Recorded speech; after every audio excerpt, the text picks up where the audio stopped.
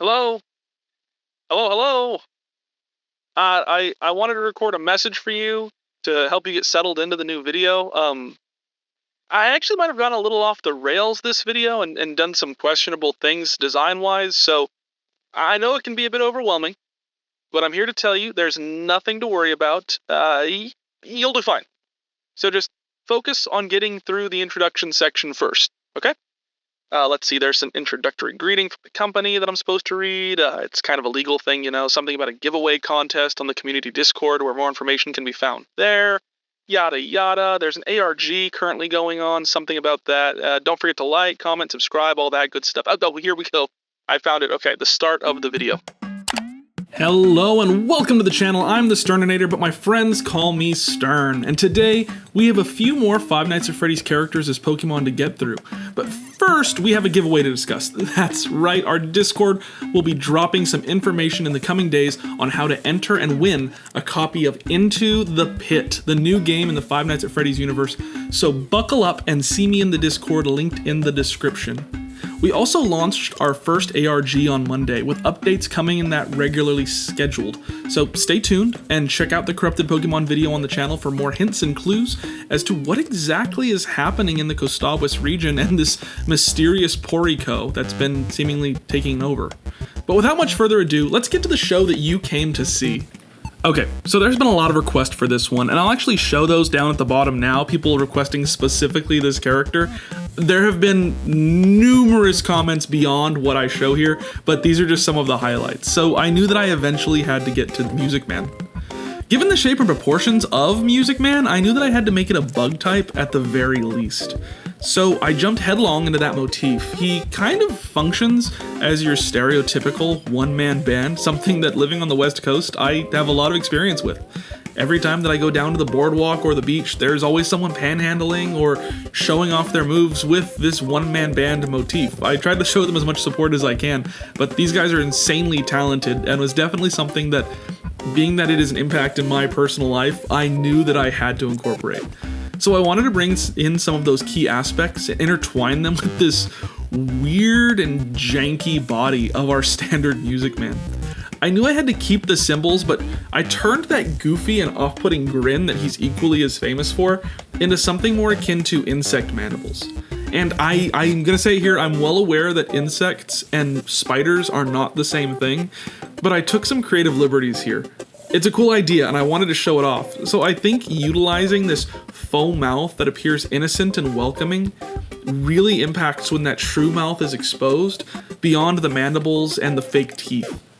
Music Man himself functions in much that same way in his design. His overly excited expression comes off off-putting. It just comes off weird and scary, and that's kind of the whole design premise behind all of the animatronics, but I think that Music Man hits it like on the nose.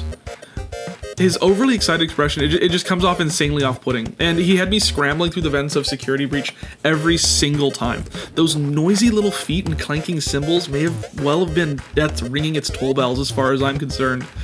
So I ended up drafting out a body that became overshadowed, unfortunately, by these symbols, and I thought to myself, well, it kind of makes sense. He's loud and crazy, but also hides himself away in those vents, so the symbols is almost a defensive shield kind of work. I was kind of disappointed that the body was mostly covered, especially in this stance, but sometimes those are the sacrifices that we make as artists. Often, I'll work on a project that I have to do a specific section, and I'll work painstakingly to apply every little detail, make sure the line is right, the coloring is right, and these little tiny aspects are all taken into account into the composition, only for it to be covered because the stance itself does not need those parts to be seen.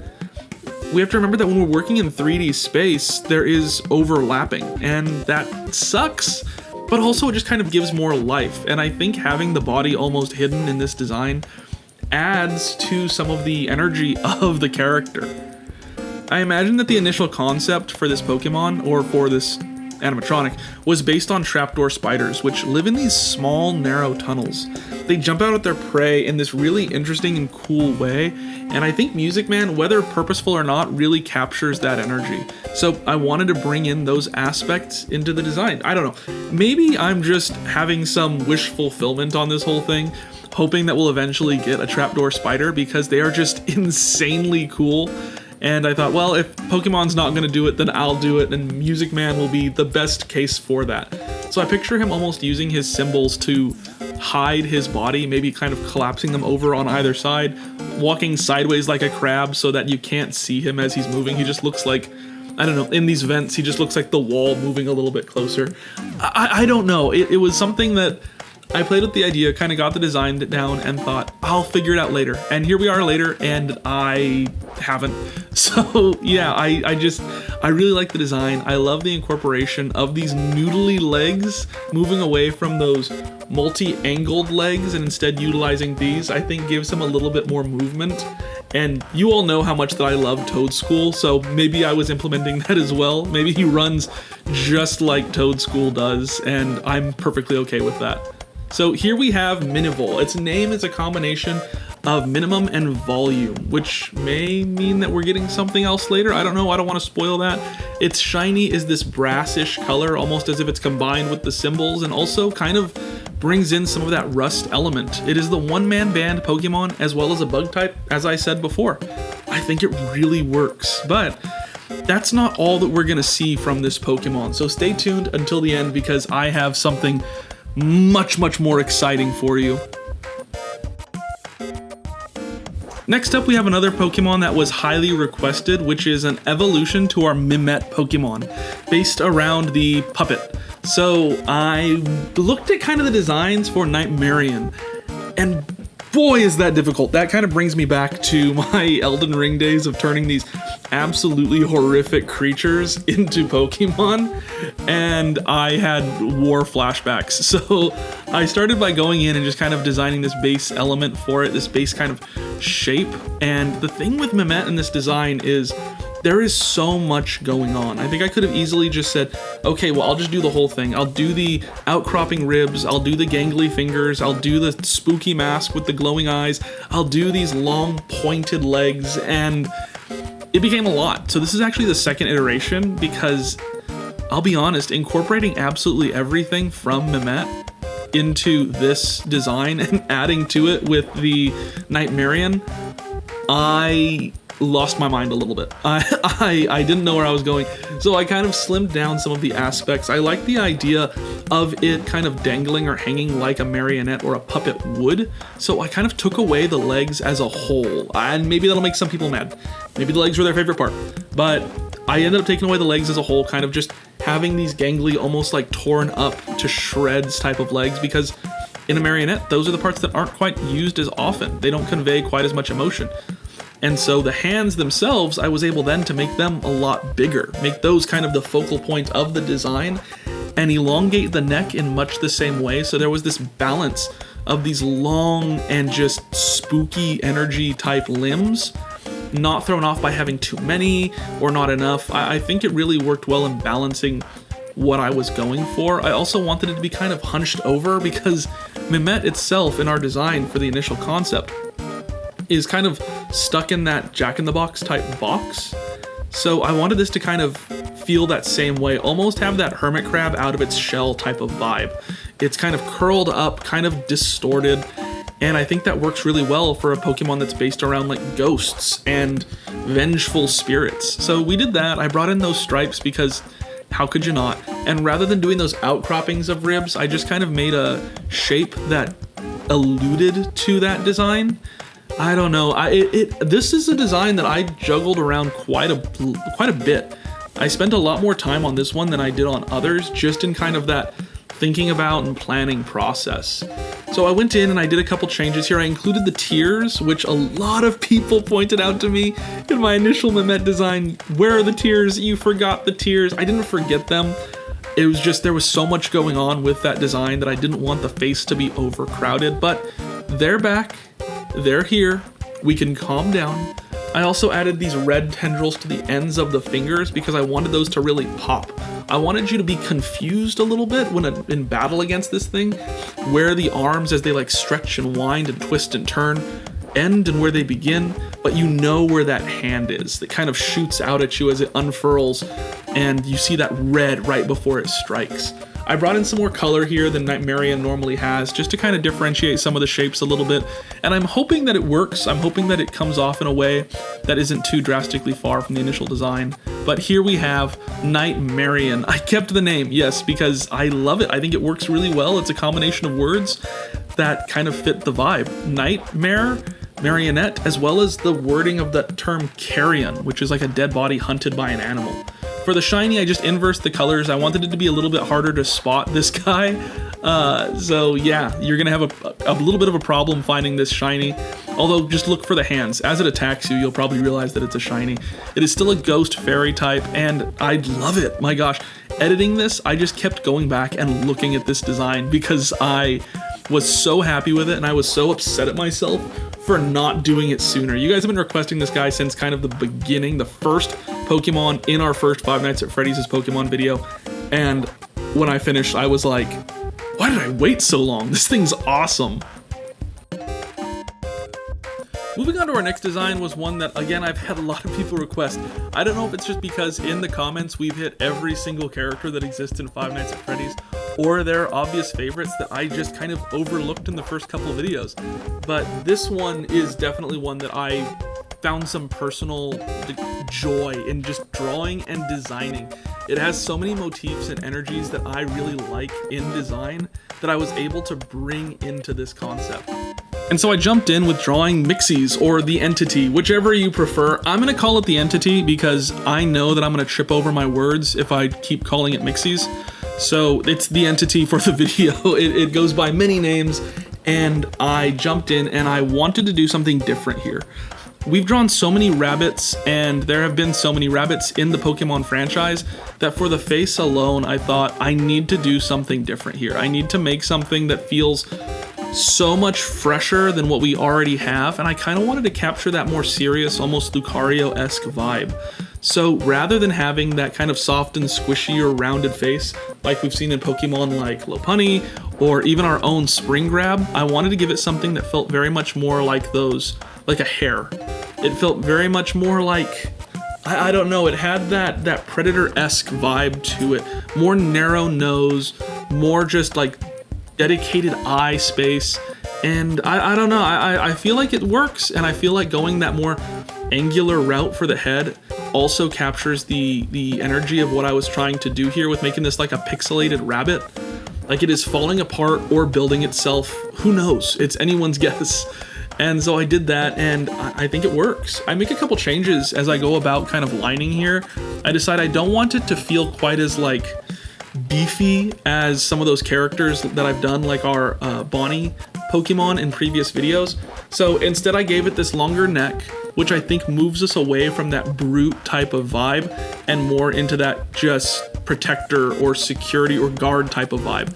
And that's what the Entity is it's a security protocol. So I think that really works. I made it a little bit beefy, made him a little bit more muscular, but still wanted to make the main vibe of this design be this pixelation. This, again, is it falling apart? Is it building itself? Who knows? Anyone's guess. And I also I didn't know what I wanted to do with the colors. I ended up going with blues and whites and teal-ish, because that's kind of the colors that he is in game. But as I was drawing, I kept kind of forgetting what colors I was going for. And for me, I like to know what the end process is gonna look like prior to even starting. And so this one was a little bit different than what I'm used to. I went in and I was drawing and sketching, and I just the whole time thought, I do not know what I'm gonna do with this thing when I get to the coloring aspect. And it was kind of worrisome, but I think that it worked out. Blue just fits. Blue just works. That's what color the prompt is, and I don't know why I ever thought that I would stray away. I think it was probably just the shades of blue. So I use these shades to kind of give it that more technological aspect, that more pixelated aspect. And even then, at the end of this drawing, I go in and I lighten up the whole thing just to give it that almost glowing type of feel. And I think that really works for the design. I don't think it feels too much like Bonnie, but still has those same rabbit elements that we know. So this is Jaxus. Why Jaxus? Well, because it's a jackrabbit, so I included Jax, as well as the fact that it is a 3D model in physical space, so I wanted to include axis. You know, in 3D modeling, you have your X and Y, and of course your Z axis to show depth. So it is Jaxus. Its shiny is that purple color because purple rabbits are just a thing now, I guess we have. It is the protocol Pokemon with electric psychic type.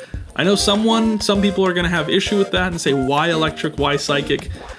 Trust me on it, I thought about it for a long time. I actually even thought about going normal for a little bit to capture some of that Porygon energy, but I like electric psychic. It just feels like it works well with this design.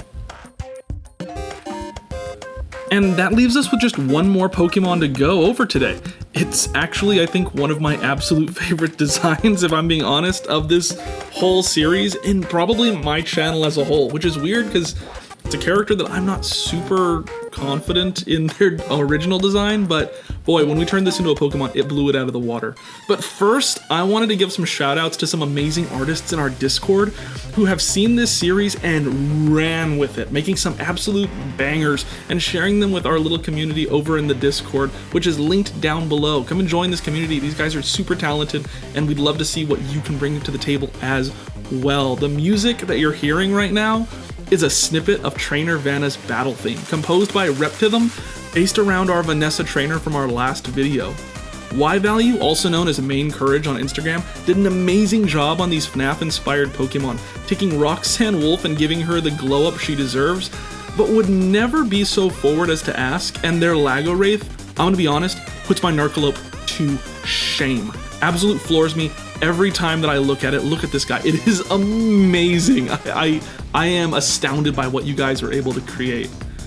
Junkrat did some 3D renders of the spirit of the children trapped inside of the animatronic counterparts. And what is this talent? Where does this come from? 3D rendering is such a foreign concept to me that to see people just so talented in this realm it's not just impressive. My brain cannot understand how someone could make such cool stuff. But I know it when I see it, and this I like. So again, join us over on the Discord. We've got a really talented community. We'd love to see you there. We talk about upcoming videos and stuff that's just in the atmosphere of Five Nights at Freddy's. But without that, let's go ahead and jump on to DJ Music Man. I called it! Let's go! Music Man! Music Man! Music Man! Yes, one Music Man will never be enough, so I went ahead and designed an evolution to the original concept focused around DJ Music Man, the traumatizing experience that was that chase scene, and if we're gonna go big, we may as well go this big. So we're gonna design a Pokemon that evolves our Minivole into a DJ Music Man inspired Pokemon. For this design, I knew that I wanted to continue that trapdoor spider. I wanted it to have that wide stanced head that we see on those type of spiders, as well as incorporating the shape language of DJ Music Man himself. I turned these mandibles into something that much more kind of opens and closes in a more threatening manner, making sure to make space for those headphones. They are such an integral part of the design. I knew that I had to include them in some way. So I wanted to make this whole thing kind of based around a DJ. Duh, right?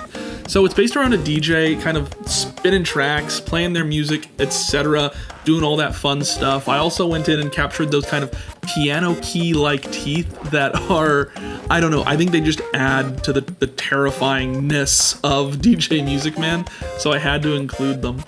The hardest part here was figuring out what I wanted to do with his hands. Any artist knows that the biggest threat that you have to your own sanity is going to be drawing hands. And so I decided to draw a character that has 6 of them. Mind you, not 6 legs, not 6 arms, 6 hands, right? He has 6 arms, 6 legs, whatever you want to call it. I don't know. I decided, I should draw a bunch of hands. Further than that, I decided, what if I draw hands that are perfectly symmetrical so that whatever angle he's at, they always appear the same, and I give them these double thumbs? It haunts my nightmares. I created this thing and now it tortures me daily. But yeah, here he is. I wanted to incorporate kind of those like suspenders and tie type look that you get from these old school DJs, especially the kinds that are kind of utilized in the security breach motif. So he has these suspenders, he has this tie, he has almost the mandibles that make it look like he has like a beard kind of going underneath. He's a whole vibe. He's a whole vibe, and I love him. Again, DJ Music Man is not one of my favorite designs in the game. Music Man as a whole, not one of my favorite designs, but I love what we were able to come up with here. It captures so much personality in the design while also feeling very buggy, while also capturing that DJ energy. I don't know what you think. Let me know in the comments below. I think this one was a success. I am super pumped about it. And it was a lot of work kind of getting those hands and arms and legs to function the way that I wanted them to. It was a very different style and very different step-by-step process in creating this, but I love it. It also almost feels like those Flesher animations where they're very wiggly wobbly. Maybe it's something you've seen from back in like that, I want to say 30s animation style, and I dig it. It's so wibbly wobbly and terrifying at the same time, but it's also one of those Pokemon that I would love to have on my team.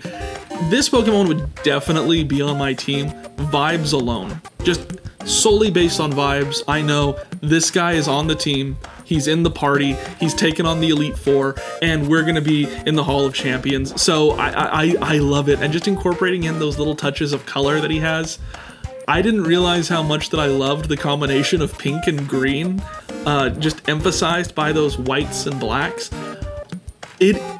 Man, I don't know. I love the colors, I love the composition, I love the design. I'm realizing how full of myself that I'm sounding now because I drew this thing, but I don't care.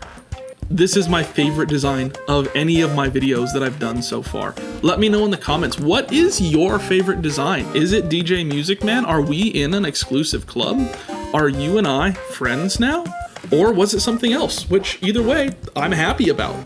I love the concept, I love the idea, and I'm so curious so often what you guys think of these designs. So let me know in the comments. I love interacting with you guys. I say that every video, but it's 100% true. You guys are the reason that I do this, and the community itself is something that I'm so glad that we've been able to grow on our Discord.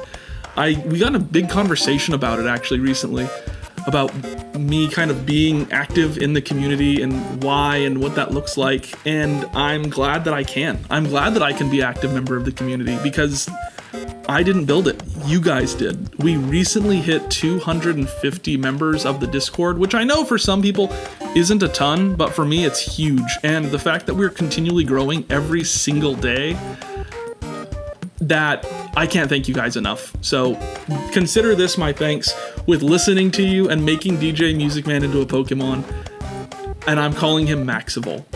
Maximum Volume. Maxival, the one-man band Pokemon. Again, that shiny captures that brass band type of motif while also feeling a little rusted.